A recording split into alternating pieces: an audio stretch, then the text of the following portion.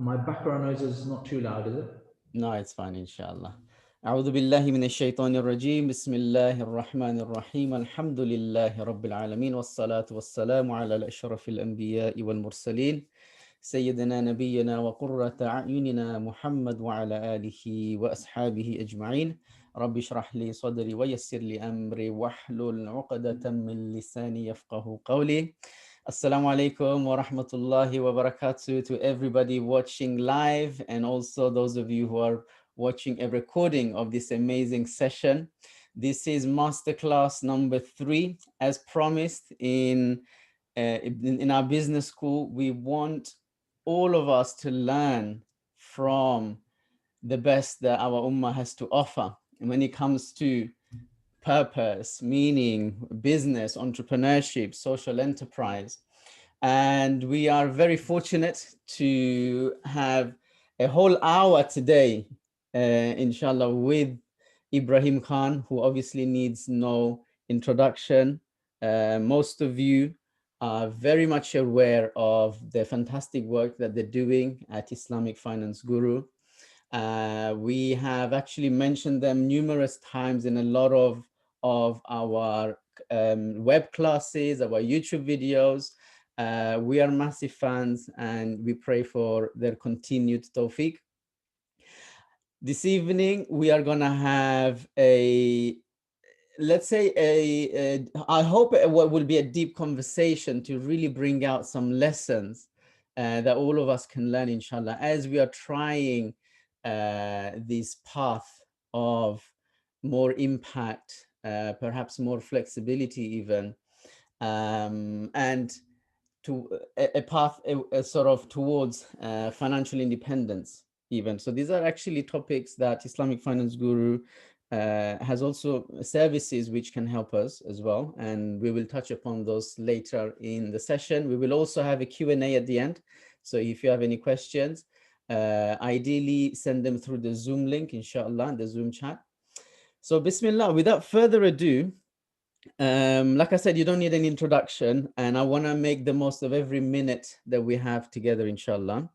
So Islamic Finance Guru started as a blog. Am I correct in saying that? Was it just a blog?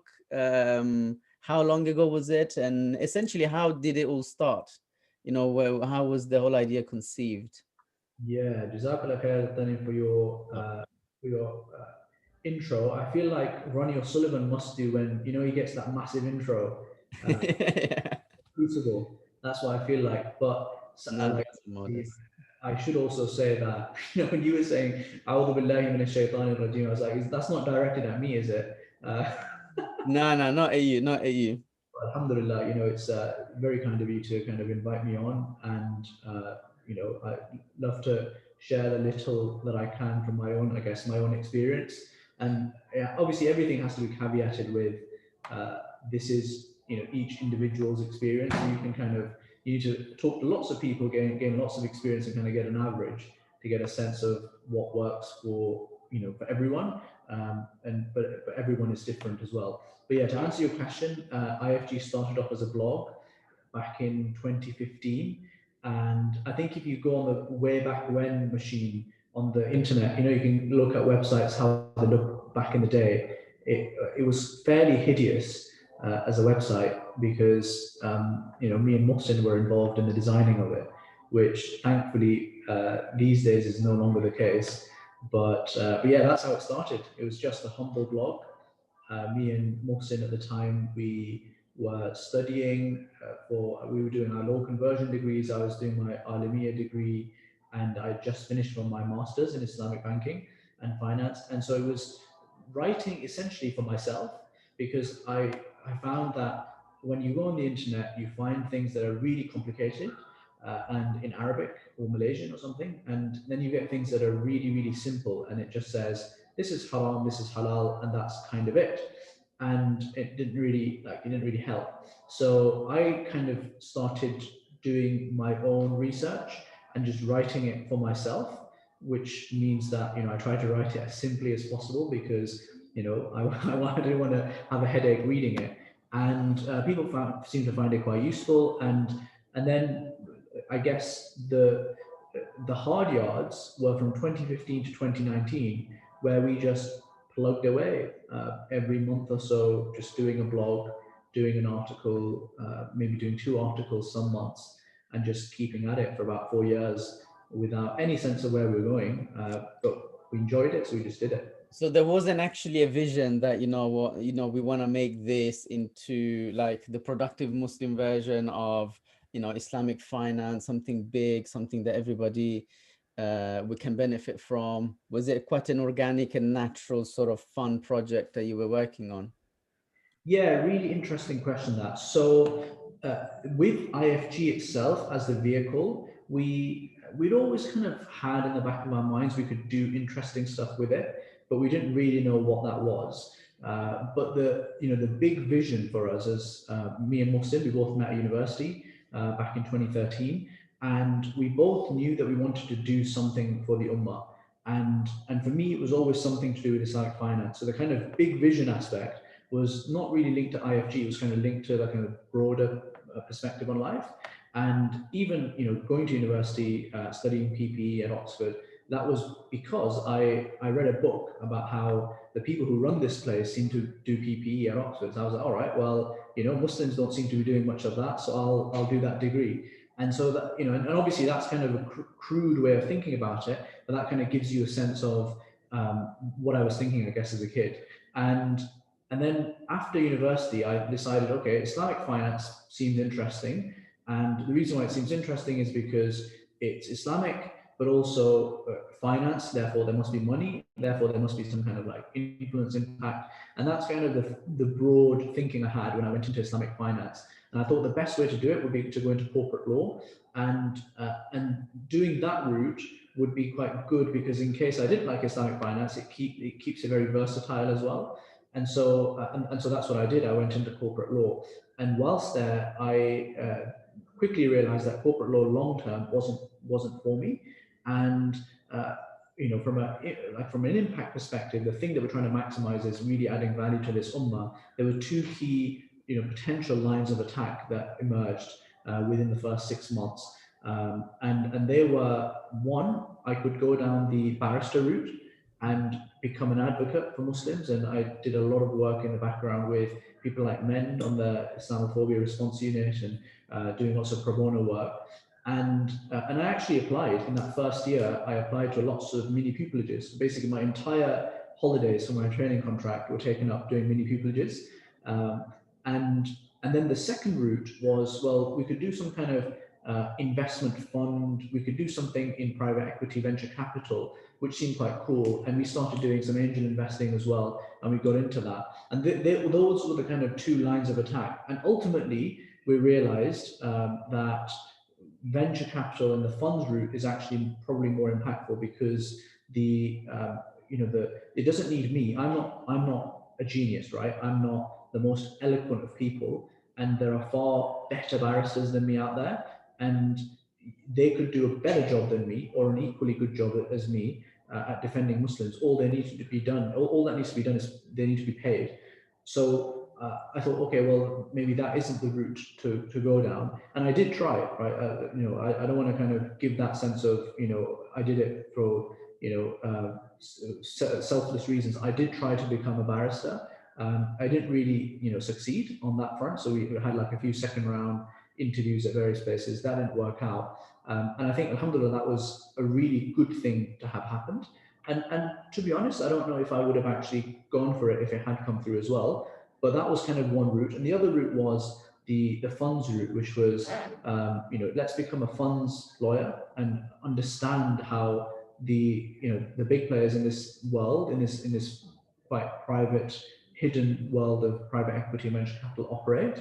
And then let's try and democratize this access. So that's kind of the broad area that then I went down. And by the way, jump in, because there's probably about a few more minutes worth of this story, so I can carry on. No, carry on. I'm keeping mental track of my questions for you.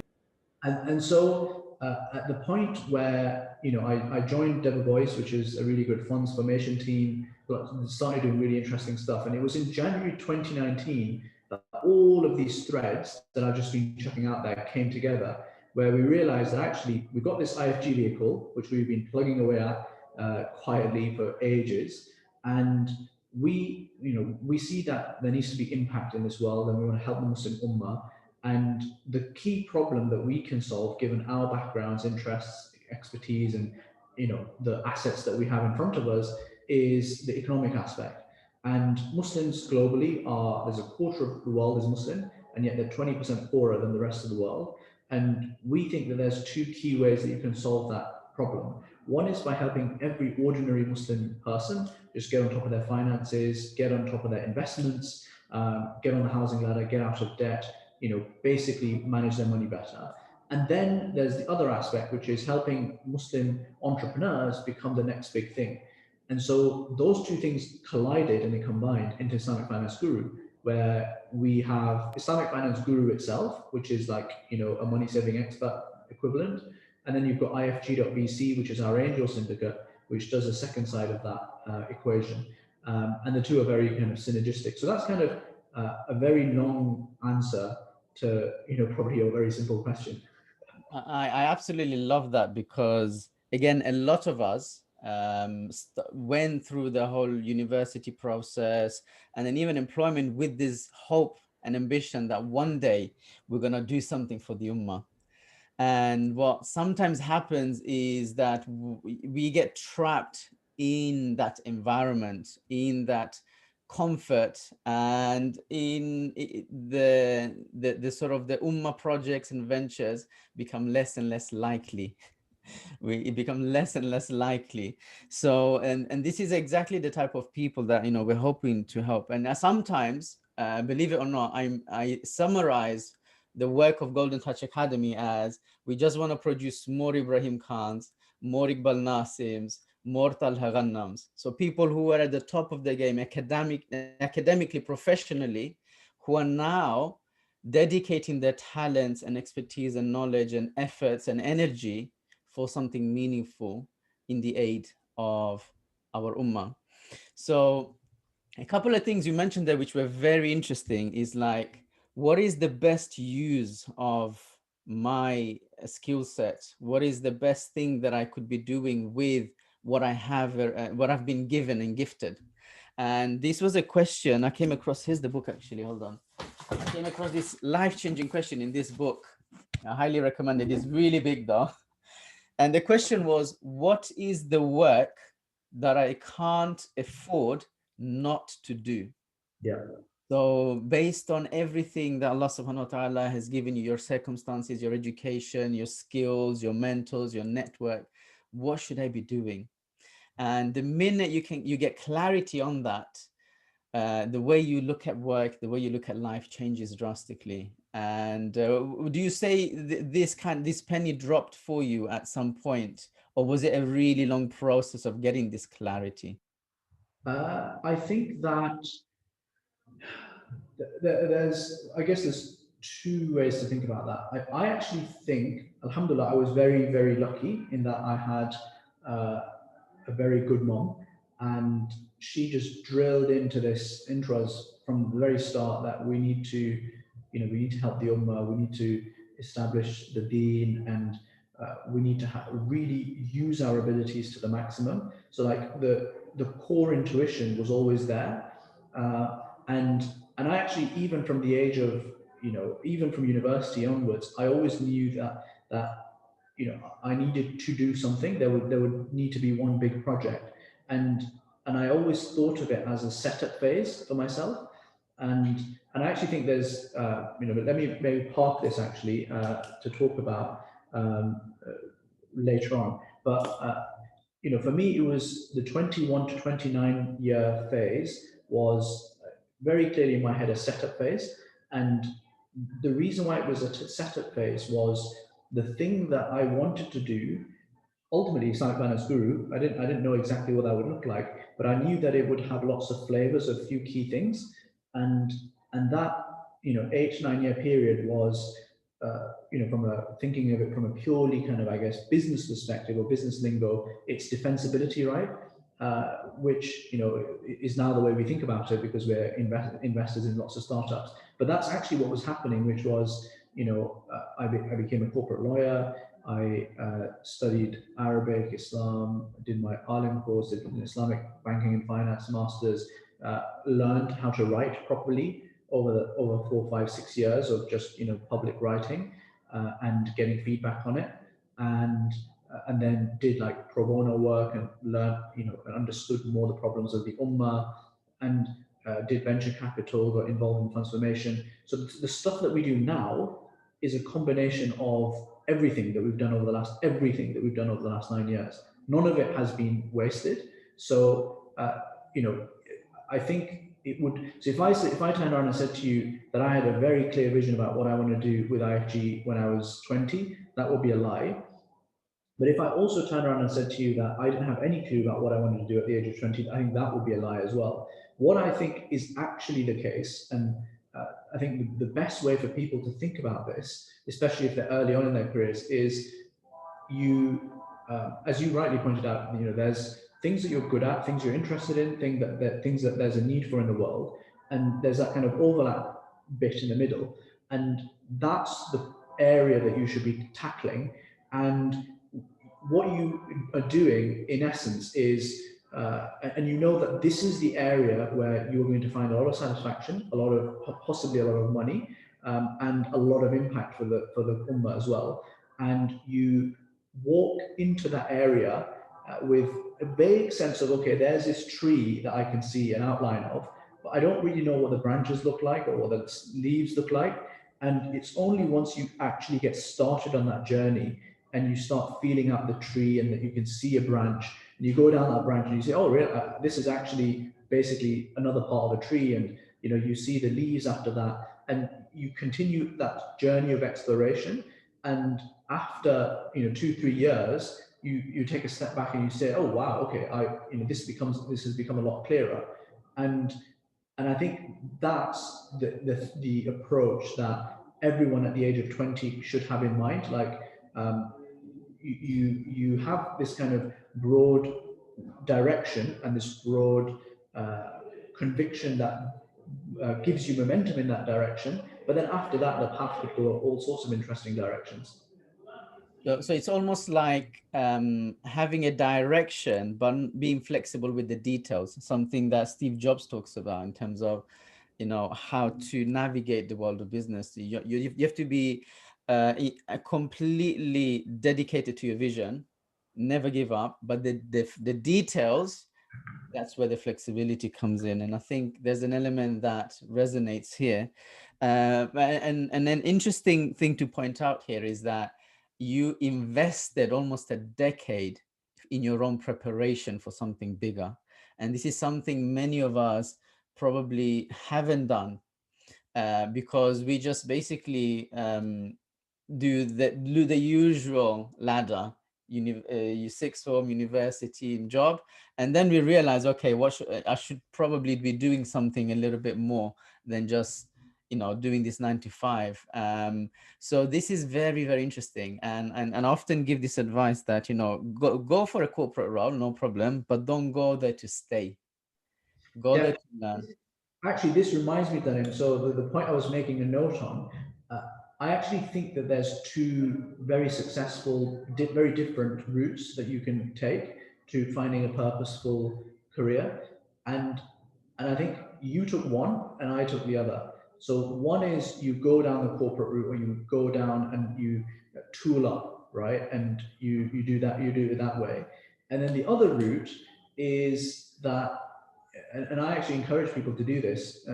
You go to university and then you take a year or two out, and a year or two out at that point doesn't really harm your career, and it's relatively easy to get stuff going these days. Give it a go, see what happens, and within a year max, you'll probably have a lot of clarity on if that thing is a goer or not. And if that thing is a goer, then just carry on doing it, and it can lead you to incredible places.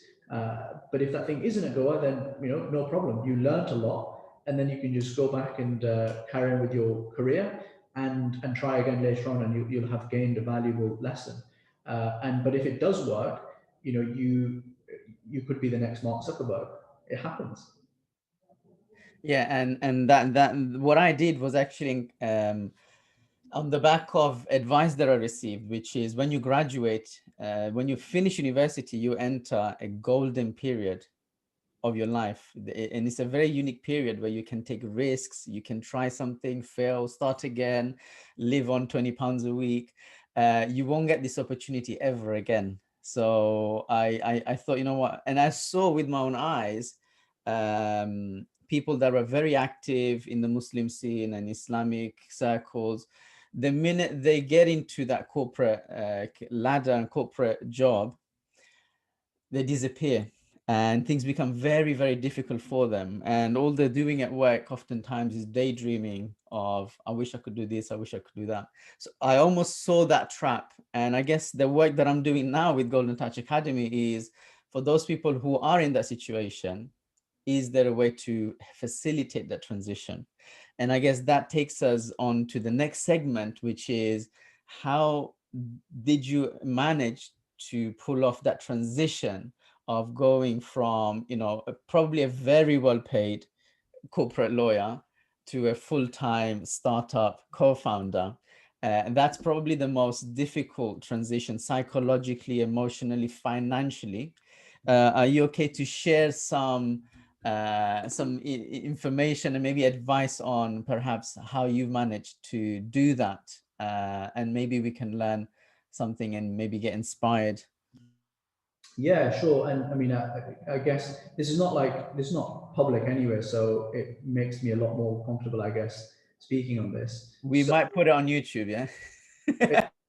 uh, so I guess uh, the I actually knew almost before I went into law that leaving the law is very likely, and that got confirmed within the first 3 to 6 months of being a lawyer.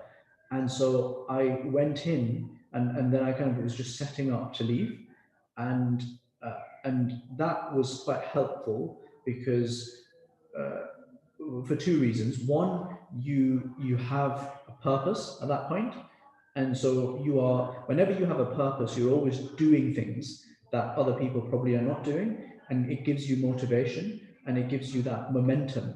And actually, counterintuitively, that helps in your career as well, because you'll be doing left field things like pro bono work, because I might want to be a barrister, which makes you look good internally, because like, oh wow, he's doing lots of pro bono work. And you might do, random BD work where you're talking to, quite significant investors, and you might connect them up with partners. And again, that looks good, but they don't know that you're doing it for other reasons as well. But again, the point is that it gives you momentum. And then the second thing that it helps with is mentally, you never get too tied to the job. And I guess at this point, some of the people listening might be too late for them on that front, but there's still hope. And then really practically speaking, I was a trainee, so I spent 2 years at Ashurst. I qualified, and I wanted to get at least a little bit of experience thereafter, because if you invested, 3-4 years of your life becoming a lawyer, you might as well just gain a little bit of actual qualified experience as well. So I did that. But I tried to do that, and I think I did that, alhamdulillah, in an area that actually was relevant for me for the future. And every single day of my now career, I find that my legal experience and the funds formation experience and networks and know-how is really valuable for me today. So try and do stuff that is relevant. And then really practically, when we decided that we were going to quit, like January 2019, we said, look, if we can hit certain metrics, and for a startup, they're pretty much always the same kind of metrics. You want to, the first stage is going from 0 to about 10K monthly revenue, then 10K to 100K monthly revenue. And so 0 to 10 is about, pre-seed, seed stage. Then 10K to 100K monthly revenue is Series A. Like at the end of 100K monthly revenue, you're looking at something like, Series A stage. And then after that, you want to go from 100K to like 1 million revenue, somewhere in that, in that spectrum. And once you're on that journey, then you can go into Series B, C, D, etc. So we were kind of like, okay, let's like go from 0 to 1. let's try and get from 0 to 10 in the next few years. And alhamdulillah, it went well. And we, from a traffic perspective as well, that we've started at 2,500 visitors a month. That grew to, at the end of 2019, it was 15,000 visitors a month, and then currently it's that, I think it's like 60,000 at the moment visitors a month. So alhamdulillah, it's grown nicely. And we realized early on in 2019 that we could potentially have to quit here, and you have to, I think, spot the moment and grasp that moment when it comes. And I knew that one of the things that was going to hold me up is this whole housing situation. I wanted to get my own house, and so I just saved very hard. I got an Islamic mortgage, and I set it for 35 years rather than the standard 20-25 years, because that means that I'm only paying 1,200 a month, or 13. I can't remember exactly. I think it's 1,200 a month, which is very affordable, even if you shave off about 6 figures off your salary, because that's probably what you might have to do if you're going from a corporate career to a startup or doing your own thing. So that, I think, was a really practical tip that I can give. The other practical tip I can give is make sure that your spouse is on board and agrees with what you're doing and understands it. The third practical tip, I would say, not really always possible, but if possible, do this. Raise a bit of money. So we raised a bit of money for IFG, which makes it a lot easier for us to do what we do. And alhamdulillah, we've not really had to dip into it that much. But the point is that it gives you that safety net. And yeah, I'd say those are probably good tips to kind of go off. Alhamdulillah. I think the biggest thing holding people back is just the fear and the fact that people believe that business can be very there's no security in business, is very volatile, and having spent years and years and years receiving a very safe and set amount of money, a monthly income, that's probably one of the things that scares people the most. Like, and in business, maybe you've experienced it, maybe not. Some months you genuinely don't know if you're going to have enough to pay the bills, right? But somehow, alhamdulillah, obviously our true provider always comes through, the true provider. And I think this is maybe part of the answer. But what advice would you have to those who are thinking, I don't know if I can actually stomach the uncertainty that comes with business?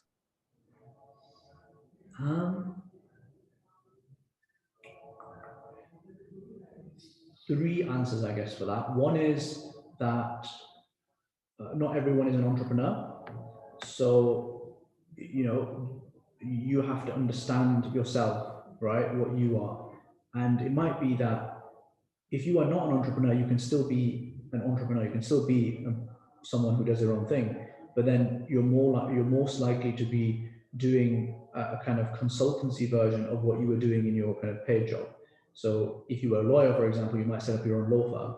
That's fine. That's your own business, and inshallah, you'll be very successful at it. But you don't necessarily have to be like a pure entrepreneur. And so that's one thing. The other thing, I guess I'd say, is raise some money if you can, because that will mitigate a lot of the risk. If you can have savings to fall back on, that obviously is another way, I guess, of saving money, just having that cushion to fall back on if you need it. And then I guess the third thing I would say is, if it was easy, then everyone would do it. But it's not easy. And there's a poem by Allama Iqbal, which is "Girte hain sheh sawari maidan jang mein, wo tifl ke agre jo ghutne ke bal chale." The only people who fall are those who are on horseback on the battlefield, and the child who's crawling on his knees, how is he going to fall? So if you're in the game of potentially falling and hurting yourself, then that's probably a good game to be in. What do you think about the formula? And this is what we advise, which is stay in your job, but start. It's actually similar to what you've done, which is start a venture on the side hustle, or sort of evening project, and build your business slowly over time on the side until it can sustain you. But even then, we would say don't make the jump yet. Build up a year's worth of savings. Everything that the business makes, half of it save up, half of it reinvest it in the business. And when you reach the point where your business is making more money than your full-time salary and you have a year's worth of savings, then actually automatically your mind will tell you, what the hell am I doing in this job? It makes no sense for me to be here, Yeah. because you going full time can actually increase the business even further. So what do you think of that formula? I think that's a really good idea, and I agree with you that that's kind of what we did, where we had this business alongside our day jobs, and the amount of calls that we took in corridors at 7 p.m. at night. And I remember there was a time where I was on two phone calls at once on the TFL rail, on mute on both of them. I literally had two phones to my ear, and people must have been just looking at me and thinking, "What an absolute moron!" So that was, I guess, the point where I realized that this is kind of the point to jump, because otherwise it's going to be too late. And I guess that's a good indicator, right? At the point where it's just physically very, very hard to balance those things, is probably a good point to make a decision on where you want to go down. In terms of how long you stay in your job before you quit, I guess the approach that you've taken is like it de-risks it very significantly. And I do like the aspect of de-risking things as much as you possibly can. Like, for example, if both of you and your spouse works, that will obviously really help a lot. Um, and if one of you is trying to have that big shot at goal to try and really accelerate your income, then I think that's a good thing, because if both of you are in like 30, 40K jobs for your entire life, then I don't think the world is set up to be kind to you. Whereas if one of you tries to take a punt and try and switch to a 100K or 150K income job or business, then I think that that's really worthwhile. But I guess the point I was wanting to make on how long you hang on but for me, it's always been about the mission and not really about the money. And if you're going to quit your professional job and do something, it needs to have a purpose to it. And I actually genuinely strongly believe that if you can have a purpose to it that's deeper than just money, then that's amazing, because then your day job is actually a form of worship. And if you can find that, and it's not always possible to find it, but I think it is generally, if you can find that, then it almost becomes a stronger calling than just about the money. And you might just need to quit. Like, there's a difference between wanting to quit and needing to quit. And I guess you want to get to a stage where you need to quit. Since you have become a full-time entrepreneur, how would you say your life has changed? Because I mean, we're big proponents of business giving you the opportunity to design your own lifestyle. It doesn't always happen. Sometimes you end up working more as an entrepreneur, and I've been there myself. Would you say that, how has life changed since becoming a full-time entrepreneur? From a quality of life perspective, it's absolutely fantastic, because you're completely in charge of your own time and your whereabouts, and you can do whatever you like whenever you like it. And that just simply wasn't the case. And you can say whatever you like as well. So that wasn't the case when I was a Deborah Boy's lawyer. I would be working at 11 p.m., 2 a.m., 3 a.m. at night, well, in the morning, I guess. And you might have to work on weekends and just randomly get an email on a Saturday afternoon that knocks you out for the Saturday, Sunday, and the bank holiday Monday. And I remember a time when I actually went into work after doing a long, like full Sunday's worth of work. And I went into the office, and I shared an office with a guy called Zhao, who's Chinese, and he was stereotypical, the Chinese, stereotype, incredibly hardworking. And I went in on the Monday morning, I was going to tell him a bit about how I work all day Sunday, because I thought for the first time I'll have worked harder than him. And Zhao was, I walked in about 10ish, and he was sat there, and he wasn't really like, normally he's like very, very pristinely dressed, but he seemed to be like in tracky bottoms or something that day. And so I told him, yeah, so I worked all day Sunday. It's a very busy deal, that sort of thing. And it transpired that Zhao had been working from 10 a.m. on the Sunday through the night, and he was still there, and he was working at that point still. So I thought, I had my Abu Bakr and Umar moment, but doing legal work instead. So I could never outdo Zhao. So I guess in that sense, the workload has become a lot more manageable, and more important than that, you can control when you're doing what you're doing. Like I don't know if I think I still work probably as much, if not more, because some people are just wired, I think, in that way, where they just need to work, and so I will be working somewhere between 8:45 to about 6:30 most days, and then I'll probably spend about 2-3 hours of downtime, and then I'll probably work again from about 9 to about 11:30, and not always, but that's kind of how I just I am. And the benefit now is that I can control that 6 to 9 slot, which is very important for family and spending time with everyone. And in the mornings, for example, I can do that. The commute has gone down dramatically, which is obviously super helpful. I think everyone in London probably loses about 2 years worth of their life expectancy because of the central line, which now I can avoid, which is obviously very, very useful. And in terms of the the ability to there's a deep-seated stress that anyone who's worked in professional services will probably sympathize with, which is coming from not being in charge, like having someone else who controls you and your time, and and you're constantly on edge when there's a deal that's live, because someone will chase you up, and emails are flying in.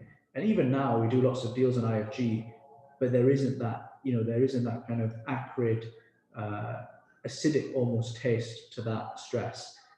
There isn't any of that, because you're doing what you love, and you're doing it to a very, very high standard, and you're controlling it. Alhamdulillah. Just to inform everyone that feel free to ask any questions in the chat, because we do want to also give you the opportunity. It's not fair for me to ask so many questions. So definitely pose your questions in the chat, and then we'll address them. Interesting question for you. You have a son, right? Actually, you have a second one now, mashallah. 2 boys? Son and a daughter. MashaAllah, Allahumma barik, the beautiful combination. And so for them, would you want them to become entrepreneurs, or do you want them to go down the standard route of university, corporate, and then let them do whatever they feel like doing?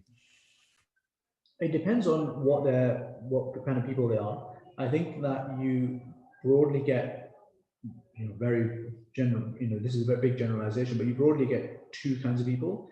You get generalists, and then you get specialists.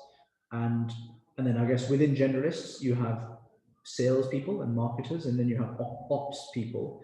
And then specialists are generally product people, if you want to like really hone down into that. But broadly speaking, you've got generalists and specialists. And with specialists, I think that they could do the entrepreneurial route, or they could just stay in whatever profession they are in, and they could get a lot of satisfaction and add a lot of value from that. For me, it's about maximizing value to the Muslim Ummah and to the world at large. And if that means working for someone and being in employment and going in academia and doing the hard yards, then so be it, right? It's not, entrepreneurship in of itself is not a valuable thing. It's just a means to an end, and it's like kind of maximizing for that. And then if I guess they're a generalist, then you know, again, I think it depends on, I guess, person to person.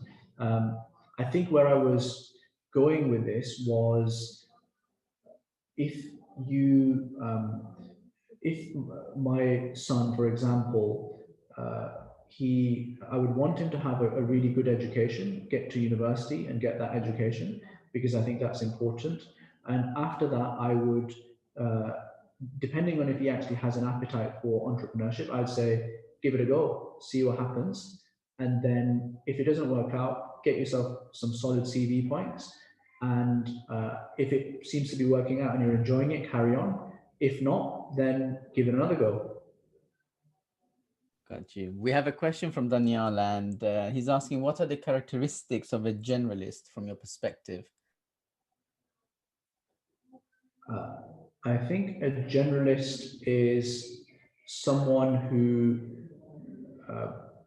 you'll typically see it from the way they've developed their career, where they keep their options open, and they will typically be good at a few different things. So not just purely specialized in one thing. You also see it from their brand.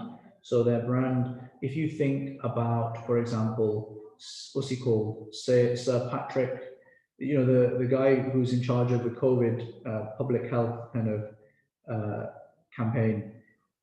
That guy, Valence, Sir Patrick Valence, I think. So he's obviously known as a deep specialist, and that's his brand, and that's fine. But then someone like Boris Johnson, for example, without making any any kind of statement on his ethical integrity, etc., he's a generalist. He did classics at university. He did journalism. He did all sorts of other things. He did a bit of politics. He wrote a book. He's a generalist, and you can see that. So yeah, that's kind of what I would say. And to kind of build on an earlier point, which is that I think people do broadly fall into these three buckets of operations, product, and sales. And everyone has a kind of leaning towards one of these three things. Like Mohsin, my co-founder, has a leaning towards operations. I have a leaning towards sales, and we don't really have any leaning towards product, but we kind of make that work. And you should be aware of that as an individual, because wherever you don't have a leaning, you might, that might color your judgment, because you can approach the same problem and just look at it from a sales prism. You can look at it from a product prism, or you can look at it from an ops prism, and those three things might lead to very different outcomes. And you just need to be aware of that when you go into business. Fantastic. What advice would you give to someone who is in a pretty comfortable career, who feels a little bit suffocated, who is dreaming of being able to do something a little bit more meaningful, to have more ownership over their own time, have a little bit more flexibility perhaps? What's your advice to someone like that? I'd say to them, find your why, and just really hone that down. Because even if you quit your job and you get a lot more freedom, you might enjoy it for a few years or a few months, but ultimately, if you don't have that why do I exist? What's the purpose of my life? And that touchstone is not there, and you don't go back to that touchstone every day, then you're going to still have that itch, which is not going to be solved, regardless of you're in your career or not in a career. So I'd say find that why, and often it will mean that you quit your job because clearly you're unhappy about it for some reason. So if you find that why, it will probably mean quitting the job, and it will probably mean finding an alternative that is deeply meaningful, as opposed to having a shallow meaning to it. So what do you mean by finding your why? Because in terms of purpose, as Muslims, we all have the same purpose, right? So is there something more to this that we need to be cognizant of? Yeah, it's going back to that same point of, I think the Japanese have come up with a fancy term for this, ikigai, which uh, I actually, I argue, so I did a lot of thinking at university, and I came up with three of those circles by myself. And the one I didn't come up with was, it needs to make you money. And I actually disagree with the Japanese on this because I think that if the first three are hit, the money will follow as a natural consequence. So yeah, I think the why is what are you interested in, what are you good at, and what is there, what are the big problems in the world that you can solve. And whenever that Venn diagram, wherever that has a crossover on all three, that's where your why is going to come from. And then after that, you need to do a lot of soul searching and thinking and the tahajjud and stuff like that to make it all work out. And by the way, highly recommend the tahajjud as a kind of general thing, because if if you're going to make these big jumps, and you're going to make it because you really truly care about the thing that you're jumping to, then uh, show it to the Almighty. So yeah, highly recommend that. I think what you mentioned there is a very important formula, and we talk about it in our Money Mastery program, which is figure out what you're passionate about, what you're good at, because we believe that everyone has been given some sort of gift, talent, or strength or ability from Allah subhanahu wa ta'ala. And those two things are given to you. You don't choose what you're passionate about. You don't choose what talent you have. These two things have been given to you for a reason. Now, all you need to do is use them for the benefit of others, whether Muslims, mankind, animals, the planet, whatever that may be, use it for the benefit of others. And then you will see that, money follows as a direct byproduct of the value that you create. So it's actually very, very simple. And sadly, nobody talks about this in schools growing up. I wish I was told about this in year 9, in year 8, actually, that's when I decided I wanted to become a banker. Because online I read that that's the quickest way to 6 figures. And then I built the rest of my life on that premise and on that objective, only then to realize this is completely the wrong goal for someone like myself. So do you think passion is really important, or can we just find something that works, find a business that works and that you can systemize and that can give you a nice little income and just live your nice life? Is the passion and the why really that important? I guess it depends on the person, and I think that you can. Like, I don't think it needs to be like an Islam. Like everyone doesn't need to be doing an Islamic business, right? But I actually think that if you are uh, interested in, I don't know, your uh, you're interested in like, I don't know, teaching, for example, and you're good at it, and you think that there's a real scope for that, you could you could do really interesting stuff in teaching that is super impactful as well. Or for example, you're good at maths and you're interested in coding, for example, and you end up working for Google. Again, if you frame it right in your head, that can become a really, really deeply impactful and valuable place to be, because Google is where people learn stuff, right? And they access stuff. It's a hugely influential node in our existence today. And and so it's about creating that kind of narrative around what you're doing, and for that narrative to make sense. Um, but I actually, I guess to answer the question, it doesn't have to be like an Islamic deep meaning. I think it does need to have some meaning, because And I know that this might actually be where we perhaps, look at things differently. I feel like, if you're going to go into business and do something, then really try and add value to the world, because that's where the money is as well, but B, that's what makes it interesting and compelling. And there's so many, and for us, this goes back to our mission of trying to create Muslim entrepreneurs who go on to become the next big thing. For us, we actually want Muslims to kind of kick on and become as successful as they possibly can be, because there's so few success stories in the Muslim business world, relatively speaking, that are also practicing, I guess. So I think, not like, it doesn't have to be in a pure Islamic ethos, but it's helpful.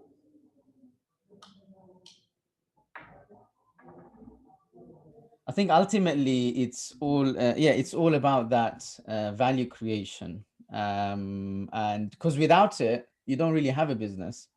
Without value creation, you don't really have any ways of being able to generate any sorts of revenue, to be honest. Yeah. So that's absolutely critical. And I do believe, I do agree that, we need more people at the very top.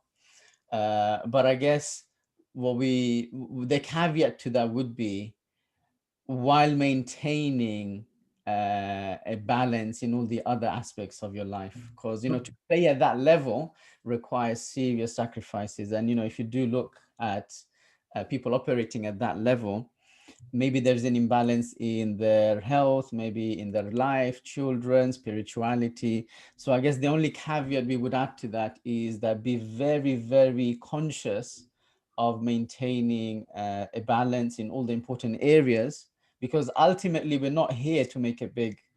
Ultimately, we're here purely for the pleasure of Allah subhanahu wa ta'ala. And you don't have to be a billionaire CEO to achieve that. However, if you are in a position like that, you have many opportunities to potentially do something that will get you that pleasure of Allah subhanahu wa ta'ala. Yeah, I think it's horses for courses. Some people, I think I wrote an article on this about, is it wrong to be rich in Islam? And That was excellent. It was brilliant, mashallah.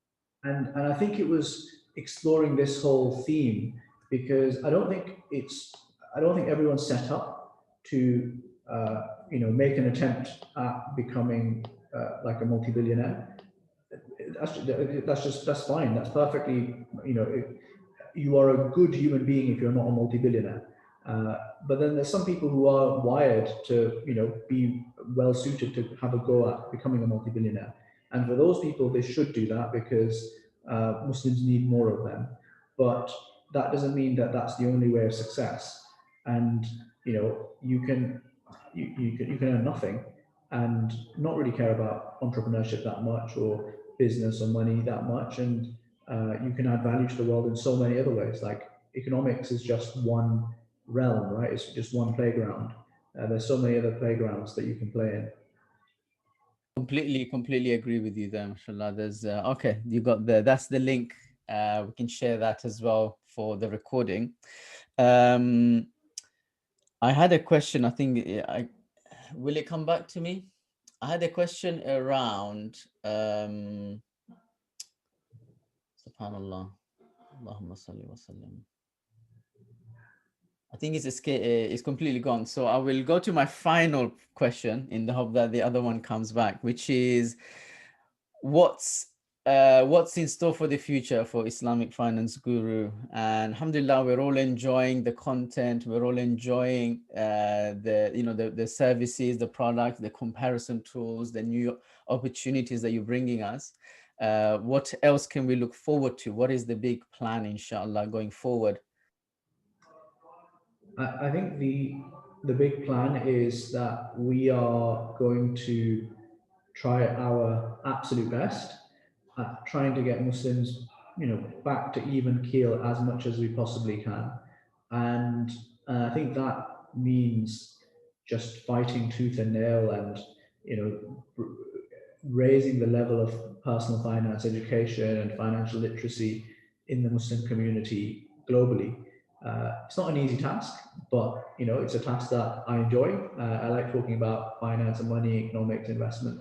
So I definitely want to do that, and I want to create the next Google. I want more Daniels and Jabers and Salehs and Thanims to be the next founders of these large companies, or if not founders, then at least senior executives in large influential positions, so that Muslims have a voice and a seat at the table, and that that's just my interest, and it's my kind of area of focus. And we need more people like the al-Maghribs and Bayyanas of the world to work hard and cover that off. And we need people very different ilk to go into the media and politics and research and academia to cover off that. We need people who are published and become Muslim J.K. Rowlings. We need people to go into become the next the Muslim what's he called like a Muslim Russell Crowe, or like another leading kind of figure in the acting world. There's so many different spheres that we need people to play on, but we're just focused on the economic sphere because we're boring, and we'd like to try and have as much of an impact as we can there. Wonderful, alhamdulillah. We still have a few minutes, so the question did come to me, came back, and the question is, considering how hard you were working obviously in your career, would it be fair to say that if you channel that energy, effort, and graft into a business, arguably you'd be able to have more impact or maybe achieve more compared to selling that effort to an employer in exchange of a salary? Depends how much you're getting paid. I think if you're a corporate lawyer or a high level executive, or I don't know if you're into banking, although we won't comment on the Sharia complianceness of that. If you're in those spheres and you're earning hundreds of thousands of pounds, or you might be in Dubai and earning the equivalent of 300, 500,000 pounds or more, it's quite a hard task to create a business from scratch that does that. Because if you're working at these large conglomerates who've got to that point where they've created this incredibly slick machine that enables them to pay $500,000 to one employee and still make a lot more money, that takes a lot of time and effort. And for you to start from scratch to then try and create something that gets you to the same level, it's going to be hard work. And I actually don't think it's the odds are in your favor when you earn that higher salary. But if you earn a 30 to 50 to 70K salary, I think you've got a good shout. Fantastic. Barakallah fikum. That's a very encouraging note to finish on. We thank you very much for joining us and sharing about your journey, about your lessons, and for giving us all of your advice. We obviously pray and continue to pray for your continued success. May Allah continue to give you tawfiq to serve the Ummah and to help us all become better with money, have more opportunities to grow wealth in a halal way and build our wealth in a halal way. Also look forward for more opportunities to collaborate. We're also very much on a similar mission to help our brothers and sisters get wealth in a halal way, and the more the better. And we're only looking for brothers and sisters who actually want to do something good with it. Very important, because if financial independence, financial freedom, once you achieve it, it's so that you can do something with it, and not so that we can watch Ertugrul back to back on a beach in Turkey. So thank you very much, and we look forward to continued content from you guys, and lots of du'as for you all. I'll wrap up here. Subhanakallahumma wa bihamdik, ashhadu an la ilaha illa anta, astaghfiruka wa atubu ilayk. Thank you, and inshallah stay in touch with us. Assalamu alaikum. Wa alaikum salam. Thank you so much, Ibrahim.